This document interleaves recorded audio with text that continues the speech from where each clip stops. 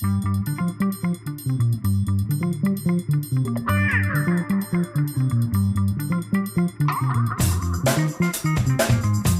nuevo, efectivamente, en la compañía de Alberto Muñoz Cabanes, profesor de Economía Aplicada y Estadística de esta universidad, profesor del máster de la UNED en Mercados Bursátiles y Derivados Financieros. Vamos a hablar con él de criptodivisas. Buenos días, Alberto Muñoz, bienvenido. Isabel. En el anterior programa, emitido en octubre, hablamos únicamente del Bitcoin, pero hay otras muchas criptodivisas que apuntamos, que están teniendo protagonismo en estos momentos, como por ejemplo Ethereum, Dash o Litecoin, creo. ¿Qué puede contarnos acerca de ellas? Bueno, la verdad que es un mundo. Veíamos ya que de por sí el Bitcoin era un tema complejo. De hecho, que es el hilo del que tirar. A partir de Bitcoin nacieron todas las demás divisas, criptodivisas, mejor dicho. Entonces, bueno, vamos a hablar de las más importantes, porque ya te digo, ahora mismo hay quizás unas 1.200 criptodivisas en el mundo, ¿vale? Que entre todas ellas suman varios miles de millones de dólares en capitalización, bastantes. Entonces, bueno, vamos a hablar de las más destacadas, las que mayor capitalización tienen. Para aquellos que tengan interés en este tema, hay una página web donde se calcula en tiempo real la capitalización de cada una de ellas, que es coinmarketcap.com. Y ahí podéis ver en tiempo real pues cuál es la que tiene más dinero metido, la que menos, la última del ranking, en fin, ahí está la gran mayoría de ellas recopiladas. Yo os voy a hablar hoy de las más importantes. He cogido aquí 5 de ellas, que yo creo que son las que actualmente además tienen, digamos, un cierto futuro prometedor, ¿no? Un proyecto interesante detrás, pero bueno, hay muchos otros que posiblemente dentro de 5 o 10 años lo mismo nos sorprendan y aparezcan arriba en el ranking y otras hayan desaparecido. Esto es un ranking evolutivo. Bueno, no sé si en esas 5 estarían esas 3 criptodivisas o criptomonedas que yo he mencionado. Sí. Hablaremos de ello. Vale, dicho esto, antes de empezar, en ese ranking, si os metéis, pues veréis que hay 2 que se llaman Bitcoin Cash y Bitcoin Gold, que son lo que se llama un fork del Bitcoin original. ¿Qué es un fork? Para entenderlo así muy sencillito, es una escisión, ¿vale? Digamos que hay un grupo de desarrolladores de lo que es Bitcoin, lo programan y demás, y deciden que crean un protocolo nuevo que consideran que es mejor que el Bitcoin original. Entonces, a partir de ahí, a partir de uno de los bloques de la cadena de los que hablamos en el pasado programa, pues deciden que dividen y sale una nueva criptodivisa basada en el Bitcoin, pero que es una escisión. Ya no es el mismo Bitcoin, de hecho cotiza de forma separada. Entonces, bueno, pues en ese sentido ya esos forks que estoy mencionando, pues Bitcoin Cash actualmente tiene 22.781 millones de dólares de capitalización por sí sola. Y eso que es una escisión. Y la nueva que ha aparecido ahora, Bitcoin Gold, que es así que ha tenido menos apoyo, pero a pesar de tener menos apoyo tiene 4.950 millones de dólares también de capitalización, lo cual es importante. Y no nos olvidemos que ahora en diciembre habrá un nuevo fork que aparecerá el Super Bitcoin, lo van a llamar. Y si todo va bien, pues tendremos una nueva criptodivisa basada en Bitcoin. Dicho esto, aparte de ello, pues tenemos la más importante de todas de Bitcoin y que posiblemente la haga sombra en el futuro, que es Ethereum, como bien decías, ¿no? ¿Qué es Ethereum? Bueno, pues es que el concepto de Ethereum es completamente distinto, no distinto porque sí que se basa o parte del mismo concepto, pero la forma de funcionar y las cosas que nos va a permitir hacer en el futuro, pues es diferente en ese sentido, ¿no? Entonces, bueno, Ethereum básicamente, resumen así, digamos, a grosso modo, es una plataforma distribuida de computación. Vale, dicho esto así, Isabel, yo sé que esto no te dice gran cosa, ¿no? Dicho de una forma un poquito más que se pueda empezar a entender, es una plataforma de desarrollo de contratos inteligentes. ¿En qué sentido? Bueno, pues en el sentido de que podemos establecer acuerdos entre 2 partes que quedan, digamos, auditados o aceptados por todo lo que es el blockchain de Ethereum. Si de alguna forma en el anterior programa comentábamos que Bitcoin todo su histórico de transacciones se almacenan en la cadena de bloques, pues aquí lo que se hace es almacenar lo mismo, contratos o relaciones entre 2 partes que no son manipulables y que quedan recogidos entre 2 partes y que toda la red, digamos, considera como válida, como aceptable. Dicho de una manera aún más sencilla, pues lo que permiten estos contratos inteligentes es sustituir relaciones de confianza que actualmente requieren de un intermediario. Ahora ponemos algunos ejemplos, pero se va a entender muy fácilmente. Pues estas relaciones de confianza se sustituyen por códigos informáticos que son auditables y transparentes para ambas partes que participan en el contrato, pero elimina la necesidad de que haya una tercera parte que dé validez al contrato. O sea, es, digamos, la filosofía del blockchain llevada un paso más allá de lo que sería simplemente una divisa, una moneda, ¿no? Un medio de pago. Entonces, bueno, ¿qué diferencias tiene Ethereum con Bitcoin? Pues, en general, todo esto es informática, pues claro, hay diferencias en la programación, en el algoritmo, en el funcionamiento.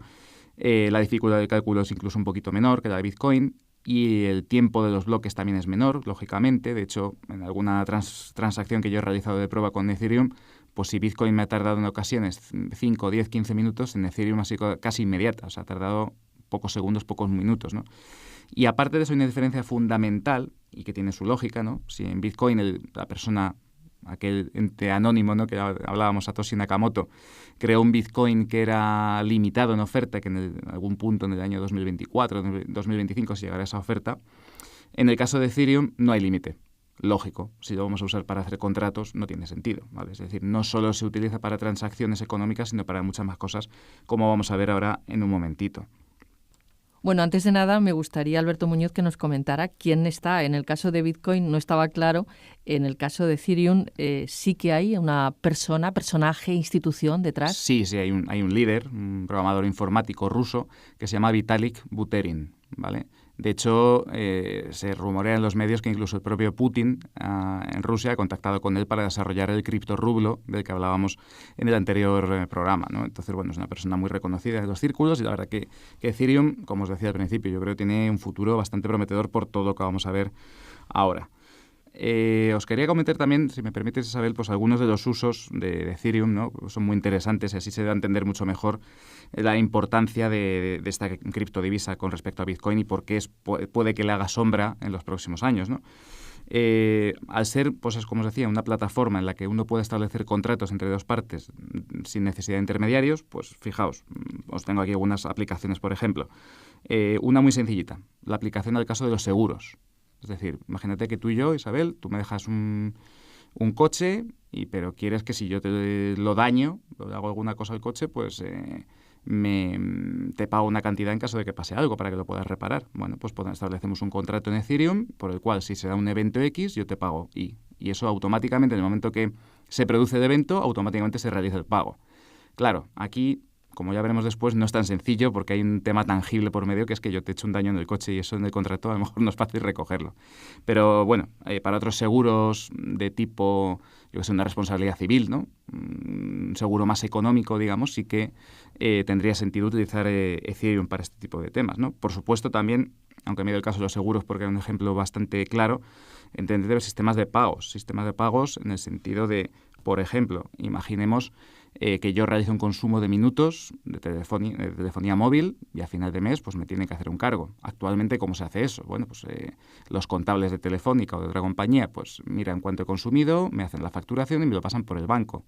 Toda esta cadena de empleados que revisan eso y hacen el cargo y lo mandan al banco quedará sustituido por un contrato inteligente entre yo y Telefónica. Sencillamente dirían, tantos minutos has consumido, automáticamente se ejecuta y el día 31 de diciembre o del mes que sea, se produce el pago. Y no hay nada que verificar, simplemente son dos máquinas que se comunican y automatizan un pago que es un contrato, al fin y al cabo, ¿vale? Otra aplicación muy interesante, que además es la que ha dado, digamos, el éxito a Ethereum, el tema de hacer crowdfunding, de conseguir fondos para financiar startups y proyectos futuros. Básicamente lo que se hace es lanzar pues lo que se conocen como tokens, que son como una especie de fichas, ¿no?, que te dan derecho a tener una parte de un proyecto, que se pagan con Ethereum, lógicamente. El proyecto pues explica su idea en un folleto, y marca un objetivo de financiación. Dicen, pues necesitamos tantos millones de dólares para llevar esto adelante. Entonces, si se tiene éxito, es decir, si el proyecto que ha lanzado esta idea consigue el objetivo de financiación que esperaba, automáticamente se ejecuta el contrato inteligente y a cada usuario que ha puesto sus Ethereum recibe a cambio una serie de fichas o de tokens que le permiten participar en el proyecto. Esto viene al hilo, es interesante porque, claro, hablábamos de que el Bitcoin en un futuro a lo mejor acababa con el negocio de la banca. Pues aquí de alguna forma también, al hacer crowdfunding de esta manera, también el banco, que antiguamente, o algunas entidades financieras, ¿no?, que se encargaban de conseguir financiación para empresas y para proyectos, pues resulta que a lo mejor con esto ya no tiene tanto sentido. Entonces esto también supone una pequeña revolución en este sentido. Luego también un uso muy interesante de de Ethereum pues sería la inversión, digamos, no centralizada. O sea, permite la descentralización a través de la red de nodos del blockchain de Ethereum. Por ejemplo, hay un caso muy curioso que me he encontrado, que es el caso de Digix, que es una compañía que te permite cambiar tus euros o incluso criptodivisas por tokens de oro.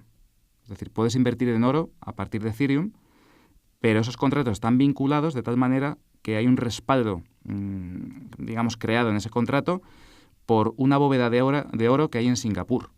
¿Vale? Una bóveda de oro construida, y esa bóveda es la que utilizan como respaldo del oro que estás comprando. De tal forma que incluso aunque hubiese algún tipo de fraude o alguna historia, ese oro te lo tendrían que pagar o dártelo en caso de que hubiese algún problema con los contratos y no te quisiesen dar el oro que has comprado, ¿no? Pero la participación está ahí.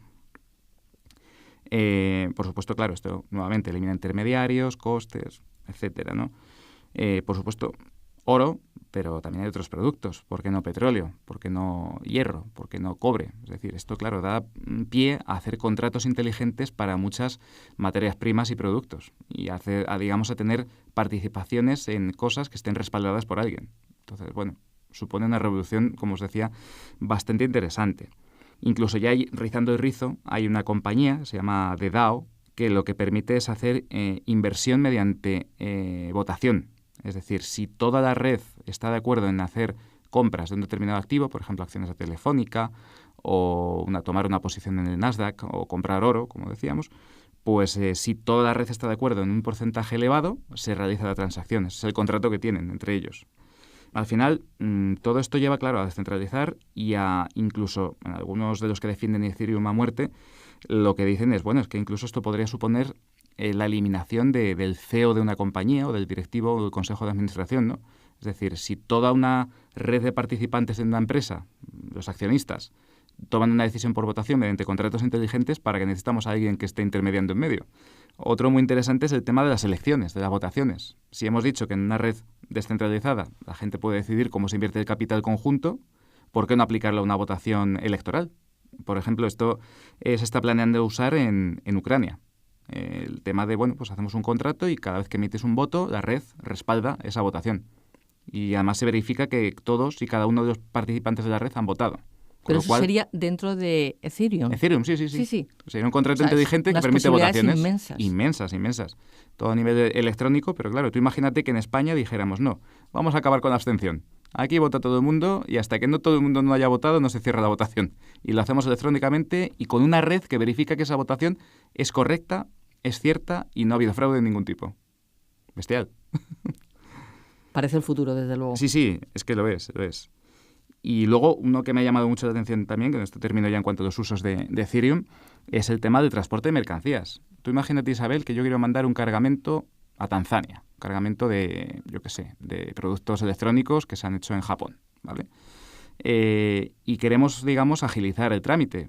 Además, date cuenta, claro, en Tanzania, pues a lo mejor no hay unas garantías jurídicas como puede haber en Japón, entonces ahí hay un problema a lo mejor de temas legales, de que pueda haber algún tipo de fraude incluso, ¿no?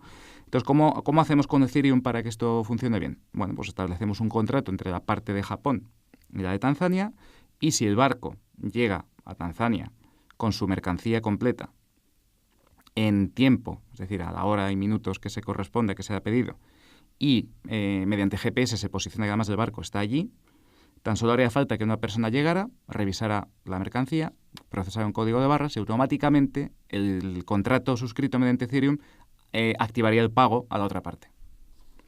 Y fíjate que necesitaríamos a lo mejor una persona que verificase que el cargamento ha llegado, pero por ver que las cajas están allí, que si es otro tipo de cargamento más sencillo de verificar, a lo mejor ni hace falta. Es decir, ya por peso se vería que las cosas están allí, lógicamente. Pero el tema es que, fíjate, mediante minutaje, es decir, tiempo, GPS, que posiciona automáticamente dónde están las cosas, y el contrato inteligente, hemos eliminado un montón de intermediarios de la cadena, porque claro, tú imagínate que hay una persona en la aduana que dice, no, me tienes que dar para que el barco pase no sé qué, no sé cuánto. No, el barco llega y automáticamente se realiza el pago. Esto se está haciendo ya. Se está haciendo ya por algunas compañías de transporte. Sí, a nivel de logística esto se empieza a usar. ¿Y qué ventajas y desventajas? Porque supongo que también tendrá la parte de las desventajas, ¿no? Sí, lógicamente.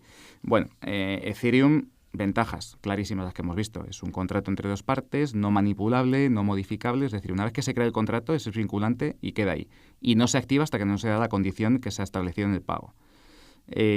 Podría establecerse que el contrato se pueda cancelar. Pero los creadores de Ethereum, básicamente Vitalik Buterin y sus asociados, ¿no? Pues se consideran que no es lo mejor porque, claro, si tú puedes hacer un contrato y cancelarlo, no daría seguridad en el sistema. O sea que no es muy habitual ver contratos basados en Ethereum que permitan, pues lógicamente, cancelar el contrato. ¿Vale? Y luego, además, pues bueno, la otra ventaja típica del blockchain es que es un contrato seguro. Es un contrato que permite que toda la red verifique que eso es cierto, con lo cual, al estar en una red distribuida donde hay muchos nodos verificando las transacciones, no hay ningún problema, ¿vale? Eso asegura que sea vinculante y que funcione el contrato. Ahora, desventajas. Bueno, pues precisamente es como un arma de doble filo. Si el contrato no es manipulable ni modificable una vez que se ha creado, podemos tener el problema de que si hay algún tipo de error o incluso algún fraude en el contrato, ese se replique continuamente y las partes se vean, digamos, se encuentren con problemas a la hora de ejecutar el contrato, incluso que haya algún tipo de robo, de problema, ¿no? Eso supondría, pues, es un problema y entonces volvemos a lo que decía, ¿no? Si hay que anular el contrato, generamos desconfianza. Ese es el pequeño problema que tiene ahora mismo Ethereum de cara a generar contratos inteligentes. Luego, por ejemplo, te estaba comentando, Isabel, el tema de que tú me dejas el coche y yo te suscribo un seguro entre dos partes. Fíjate que hemos eliminado la aseguradora y yo te doy un golpe en el coche y te lo devuelvo con el golpe dañado, ¿no? Y tú me dices, no, me tienes que pagar. Pero claro, habrá ocasiones en las cuales tendrá que haber un tercero o un mediador que certifique que ese daño en el coche es cierto y eso en un código de software no lo puedes hacer. Quizás puedas subir una foto, no lo sé, a lo mejor hay soluciones, pero ahora mismo, hoy por hoy, hay ciertos contratos que vincularlos con la realidad, es decir, con lo que sucede en el mundo real, es complicado, ¿vale? Y que posiblemente necesite que haya una tercera parte viéndolo, ¿no? Y que además tiene que valorar el daño. Claro, correcto, efectivamente, eso es. Tiene que haber un tasador. Exacto. Y por último, pues no menos importante, claro, Ethereum es muy nuevo, pero permite hacer contratos entre partes. Sin embargo, yo hasta el momento no conozco ningún sistema jurídico en el mundo que recoja los contratos de Ethereum, con lo cual, claro, ¿qué validez jurídica tienen? Los legisladores, ¿cuándo van a ponerse, digamos, las pilas con este tema, ¿no? Pues, lógicamente, tendrán que hacer algo para recoger este tipo de contratos y darles la validez que tiene un contrato hecho ante notario. Alberto Muñoz, hablaba usted al principio de otras criptodivisas, de monedas digitales, otras figuras que también están teniendo muchísimo interés y desarrollo en este momento. Sí, como os decía, bueno, en el ranking de criptodivisas más capitalizadas, aparte de Ethereum, que ya os digo, quitando los forks de Bitcoin, pues sería la segunda más importante, tenemos 4 más que son muy interesantes, que son Ripple, Dash, Litecoin y una muy interesante que os voy a comentar muy brevemente también, que es IOTA. Ripple, ¿qué ocurre con ella? Bueno, Ripple tiene... Bueno, se me olvidó mencionar antes, por cierto, Ethereum tiene 42.500 millones de capitalización, ¿vale? De dólares. Y Ripple es más pequeñita, tiene 9.528 millones de dólares. Dicho así, parecen cantidades pequeñas, pero no lo son, evidentemente. Y bueno, el tema de Ripple, a ver, es como una especie de arma de doble filo. Ripple es el protocolo que quieren adoptar los bancos para hacer transacciones aprovechando la tecnología blockchain. De hecho, es una criptodivisa apoyada por grandes instituciones. Google está invirtiendo en ella. Hay diferentes, digamos, sistemas de pago que están respaldándola, pero sobre todo uno muy interesante que es el Banco Bilbao Vizcaya Argentaria, BBVA, que está apostando por Ripple. De hecho, me consta por un amigo mío que trabaja allí que se han hecho experimentos para mandar dinero desde la unidad, digamos, de España a la de México, y han tardado segundos en realizar transacciones y además todo completamente verificado y correctamente usando este protocolo. Entonces, bueno, quizás Ripple pues tiene ese problema, ¿no? Que por un lado la banca está muy interesada en él, pero por otro lado, digamos que la comunidad de las criptodivisas que apuesta por la libertad, la descentralización, etcétera, no ven con buenos ojos una criptodivisa aceptada por los bancos o utilizada por los bancos como protocolo para las transacciones, ¿no? Además, el problema que tiene es que no es una moneda 100% descentralizada. Detrás hay una empresa que se llama Ripple Labs, que es la que se ocupa, digamos, de controlar un poco el blockchain de esa criptodivisa. Con lo cual, pues bueno, digamos que está ahí, ¿vale? O sea, los bancos la quieren, hay cierta parte de la comunidad de las criptodivisas que no la quieren ni en pintura. Bueno, pero a cambio... A ver, es cierto que al haber una empresa detrás, pues da cierta confianza también a los que estamos, digamos, adaptándonos, pasando del mundo completamente regulado al mundo descentralizado, ¿no? Y luego también tiene una cosa muy curiosa de Ripple, y es que no se puede minar, ¿vale? No es minable. Es la empresa la que controla la oferta, el funcionamiento, todo, ¿vale? Lo único que sí que es cierto que Ripple, pues para hacer, digamos, el blockchain de esta criptodivisa, utiliza la potencia de cálculo de ordenadores. Así se puede participar, pero no recibes dinero, participaciones a cambio. Había otras figuras, había hablado de Dash, de otras Sí, monedas. Dash de y Litecoin sí, son muy rápidas, sencillamente porque bueno, son, digamos, competidores de Bitcoin, son mejoras del protocolo también, pero que en lugar de que constituirse como un fork, pues han sido nuevas criptodivisas que se han creado, ¿no? De hecho, de Litecoin incluso se dice que es, digamos, que si el Bitcoin fuese el oro, pues Litecoin dicen que sería como la plata, ¿no? O sea, la verdad es que son dos criptodivisas bastante correlacionadas en el mercado. Y luego, para terminar, hay una muy interesante, que te decía que es IOTA. El nombre de IOTA viene del IoT, del IoT, que es el Internet de las cosas, el Internet of Things, ¿vale? Y este es un protocolo, un token, que se ha desarrollado para realizar microtransacciones optimizadas, es decir, tiene una carga muy pequeña computacional para permitir que dispositivos, digamos, imagínate, electrodomésticos, aparatos del día a día que utilizamos electrónicos, se comuniquen entre sí y realicen micropagos.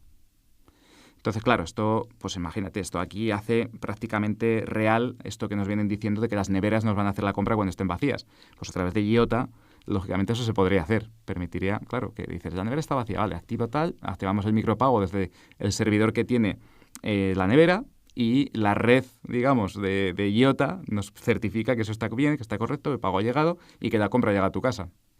Y bueno, interés ahí, lógicamente. IOTA ha pasado de no valer casi nada y no tener capitalización a tener ahora mismo 3.727 millones de dólares de capitalización, y esta semana se conocía además que han firmado un acuerdo con Microsoft y con Fujitsu. Es decir, que aquí hay algo importante además. Aparte de esto, ya para terminar en el ranking, pues tenemos a Cardano, que ha subido mucho también esta semana, hay un proyecto interesante ahí. Monero, que dicen que es la criptodivisa de los delincuentes, porque dicen que asegura total anonimato, ¿vale? Luego está Ethereum Classic, que es un fork del Ethereum original.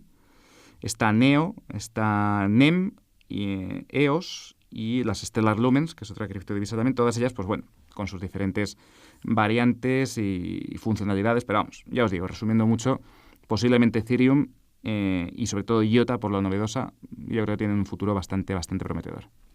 Bueno, vamos a hablar de otro tema también muy interesante y candente en este momento, que es el de las ofertas iniciales de monedas digitales, conocidas por sus siglas en inglés, ICOs, sobre las cuales ya nos está advirtiendo la Comisión Nacional del Mercado de Valores y la Autoridad Europea de Valores y Mercados, que han lanzado una dura advertencia. Vamos a hablar de esta otra figura nueva dentro del mundo de las criptodivisas. Sí, bueno, nueva en el sentido, bueno, realmente las ICOs o ICOs, ¿no? Las ofertas iniciales de criptodivisas, pues bueno, vienen un poco al calor de Ethereum que comentábamos antes, ¿no? Realmente son una forma de ofrecer tokens, de ofrecer participaciones en un proyecto, en una criptodivisa, a cambio de Ethereum, que es con lo que se pagan normalmente este tipo de operaciones. ¿Cuál es el problema? Claro, que uno invierte en un proyecto y al igual que ocurre con una empresa cuando sale a bolsa, pues tienes que saber qué proyecto y qué gestores hay detrás. Pues esto es un poco lo mismo. ¿Cuál es el obstáculo, el problema que nos encontramos aquí? Pues que mientras que cuando una empresa sale a bolsa se le revisan las cuentas, se mira quiénes son los administradores, etcétera, y se hace un folleto informando a la gente de qué va el tema y hay un regulador que lo supervisa, aquí no hay nadie que lo supervise. Con lo cual, pues podemos encontrarnos cientos o miles de proyectos en los cuales ni sabemos quién está detrás ni si realmente se va a llevar a la práctica. Y ese es el motivo por el cual los reguladores de los mercados financieros están emitiendo advertencias, no solo en España y en Europa, sino también, bueno, en China se han prohibido directamente las ICOs y en Estados Unidos, si no recuerdo mal, también o se ha hecho ya o están en camino de hacerlo. A ver, yo por un lado creo que sí que es cierto que ahí entran los reguladores para poner un poquito de orden, lo veo adecuado, pero también es cierto que es lo que decíamos antes, hay miedo a que este tipo de operaciones de ICOs sustituyan de alguna manera el funcionamiento tradicional de que la banca te consigue financiación para un proyecto, etcétera, ¿no? Habrá que encontrar un equilibrio entre esos dos lados. De todas formas, para aquel que tenga curiosidad en cómo se participa en un ICO, lo cuento muy rápido. Básicamente consiste en que compremos Ethereum en cualquier exchange, en cualquier mercado, y lo depositemos en una página web que se llama MyEtherWallet, ¿vale? myetherwallet.com. Ahí, una vez que has depositado, es un wallet de Ethereum normal, donde lo guardas, pero tiene la particularidad de que haciendo clic en un apartado de esa página te despliega todas las ICOs más importantes o más conocidas actualmente. Y te explica, bueno, te viene el código, te dice cuánto cuesta un token, etcétera, ¿no? Y además esos tokens van cambiando de valor en el tiempo. Entonces, bueno, si alguien tiene interés en participar en un proyecto de este tipo o ha encontrado uno que le interesa especialmente, pues puede hacerlo de esta manera. Ahora, también advertencia. Primero, lo más probable es que imaginemos, de cada 100 ICOs que hagamos, habrá una que consiga llegar a buen puerto y el resto desaparecerán y perderemos el dinero. Y luego también tenemos que tener en cuenta que no por tener los tokens inicialmente de ese proyecto vamos a poder comprarlos, venderlos, hacer algo con ellos. A lo mejor tenemos que esperar 5 o 6 años hasta que esos tokens salen a cotizar a un mercado y entonces ya sí que podemos vender y, digamos, hacer caja con el dinero que podemos haber sacado con ese proyecto, si ha tenido éxito. La advertencia se refiere a inversiones muy especulativas. Eso quiere decir que además también pueden influir en el comportamiento de algunos mercados, de algunos proyectos. Bueno, esto va más allá. ¿Tienes un lado negativo? No, a ver, o sea, yo creo que por participar en una ICO, que a veces son ICOs de $10.000 o de $100.000, que es lo que necesita a lo mejor el proyecto para financiarse, no creo que pase nada. Lo único que corremos un riesgo muy alto de que ese proyecto no llegue a ningún sitio y terminen valiendo cero esos tokens y la empresa que los ha desarrollado desaparezca. Sí que es cierto que en algunos casos hay una pequeña burbuja o excitación con este tema, porque ha habido casos, por ejemplo, venía el caso lo leí hace un rato, de Status, es una compañía de mensajería instantánea tipo WhatsApp, que ha recaudado $236 millones en unas horas con este sistema. Entonces, ¿realmente esto vale, ¿no? Este tema vale tanto dinero y va a tener tanto futuro y tanto éxito? Pues ahí está el tema, ¿no? Que estamos en una época que está todo muy caliente en ese sentido, hay mucha burbuja, Pero vamos, una vez que se pase esta fase de emoción y de excitación, yo creo que las cosas se calmarán y al igual que pasó con la burbuja del año 2001 con el tema de Internet, Terra, etcétera, pues yo creo que las cosas se calmarán y al final todo tendrá un impacto en nuestra vida y cambiará un poco todo el tema. Y ya para terminar, Alberto Muñoz, seguiremos hablando de estas cuestiones, decíamos, lo hacemos cada mes, tendremos la próxima cita en enero, febrero como muy tarde, pero vamos a hablar otra vez de Bitcoin y del impacto que tendrá el lanzamiento este mes de futuros sobre Bitcoin. Sí. ¿Cómo funciona esto y esto qué quiere decir? Bueno, un futuro, para los que no lo sepan, es un acuerdo entre dos partes por la cual a una determinada fecha se establece un precio de entrega de un determinado activo y la otra parte pues lo compra al precio que se ha estipulado. Vamos, básicamente es un acuerdo entre dos partes organizado a través de un mercado, que es en este caso el Chicago Mercantile Exchange, que es el mayor mercado de derivados del mundo, como ya sabréis. Entonces, bueno, el hecho de que, o sea, no es tanto ya en sí el contrato, que es interesante, es decir, digamos que de alguna manera ha pasado ya al mundo financiero, el tema del Bitcoin, sino que además es, digamos, la aceptación por parte de Wall Street de que Bitcoin es algo más que una divisa de juguete, sino que ya empiezan a tomarla en serio, porque están asumiendo que hay un producto que puede tener cierto carácter financiero, que se puede comprar y vender, que puede suponer una rentabilidad, pero que también implica un riesgo. No olvidemos que los productos derivados y los futuros se utilizan para cubrir el riesgo. Entonces yo creo que ahora en un momento además como este, que está caliente Bitcoin, que está en máximos históricos, que no para de subir, que están todo el rato en las noticias, normalmente después de este tipo de situaciones vienen las bajadas importantes y las correcciones. Entonces yo creo que el Chicago Mercantile llega en un momento muy oportuno porque va a permitir que las personas que están operando en Bitcoin se puedan cubrir del riesgo de una bajada, precisamente, ¿vale? O que puedan comprar Bitcoin sin tener que acudir a un exchange u otros sitios, sino que pueden intervenir en el mercado del Bitcoin sin tener que arriesgar el dinero metiéndolo en el bolsillo de otro, como decíamos en el anterior programa. Pero es que además, aparte de Chicago Mercantile Exchange, está el Chicago Board Options Exchange, también está desarrollando sus propios futuros, los va a lanzar.